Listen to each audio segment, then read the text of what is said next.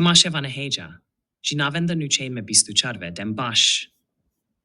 Çendîn îşkencegehên rêjîmê li bajarê Urmiyê de hatine eşkerekirin. Rejîma Îranê bo perdepoşkirina cinayet û kiryarên hovaneyên xwe li çar cihên bajarê Urmiyê de girtîgehên veşartiyên asta bilinda evlehiyê hene û pêka raporên belavbûyî li padigana El Mehdî li rêya Derya û padigana Malike Eşter li rêya Sintoyê tevî ku padiganên spaha pastarana terorîstên çend girtîgehên perdepoşkirî û nihên yên bi evlehiya asta herî bilind hene. Pêka raporên mafê mirovî, girtîgehên heştûyeka Remezan û nehê dey li padigana El Mehdî û girtîgehên heftê Tîr û Xeyber li nav padigana Malike Eşter de ne. Hervîsa li van padiganên spaha pastarana terorîst de, navendên berevaniya esmanî cîhanê ku li şerê daz de rojê de bûne armanca bombên İsraîlî.